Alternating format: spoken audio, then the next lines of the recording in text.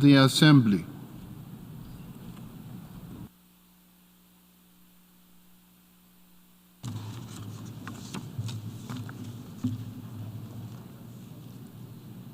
Excellences, Mesdames et Messieurs les chefs d'État et de gouvernement, Monsieur le Président de la 79e session de l'Assemblée générale des Nations unies, Monsieur le Secrétaire général de l'Organisation des Nations unies, distingués invités, Mesdames et Messieurs, à l'occasion de cette circonstance particulière, je voudrais m'acquitter du convenable devoir, celui d'exprimer mes encouragements au président de la 79e Assemblée générale des Nations unies, Son Excellence Philemon Yang, et à tous les États membres pour la tenue de cet important sommet en marge de l'Assemblée générale.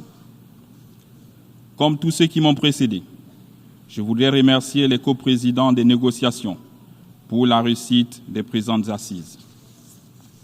Monsieur le Président, depuis mon entrée en fonction, le Comité pour la restauration des institutions démontre non seulement sa volonté de restaurer les droits fondamentaux des citoyens, mais aussi d'implémenter les réformes significatives visant à améliorer leurs conditions de vie, tout en respectant nos engagements à l'international. Ce processus, tout aussi inclusif, est une promesse d'espoir qui passe nécessairement par une gouvernance transparente et responsable, renforçant ainsi la confiance entre les peuples et les dirigeants.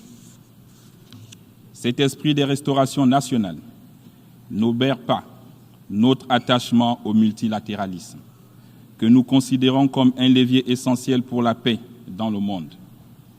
En matière de paix et de sécurité, il apparaît évident, aux yeux de tous, que le Conseil de sécurité doit se réformer pour se mettre en phase avec les réalités et les exigences de l'heure. L'Afrique, qui est aussi le théâtre de cette conflictualité déplorable, doit également prendre une part active à ces réformes. Pour y parvenir efficacement, il me semble indispensable de réformer l'architecture financière mondiale en investissant massivement dans la réalisation des objectifs du développement durable. Dans le souci de ne laisser aucun pays à marge, il importe que tous aient un accès équitable aux ressources financières nécessaires. Cela implique un allègement de la dette et des opportunités de financement concessionnel, telles que la rétribution pour la préservation de nos forêts ou la conversion dette nature. La solidarité internationale implique aussi une coopération scientifique et technologique qui favorise l'accès aux données scientifiques et le transfert des nouvelles technologies.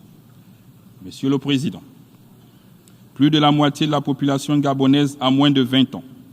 Celle-ci interpelle constamment les gouvernants sur les questions d'avenir. C'est pourquoi j'accueille avec satisfaction notre engagement pour le pacte de l'avenir, à renforcer de façon significative la participation des jeunes au niveau international. Un tel engagement exige un investissement conséquent dans le développement d'un écosystème éducatif international accessible à tous, donnant lieu à l'emploi et à l'entrepreneuriat.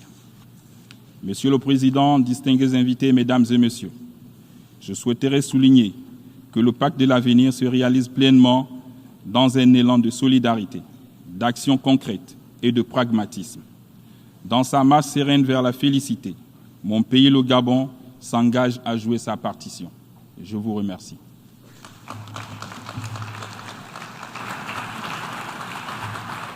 I thank the Transitional President of Gabon,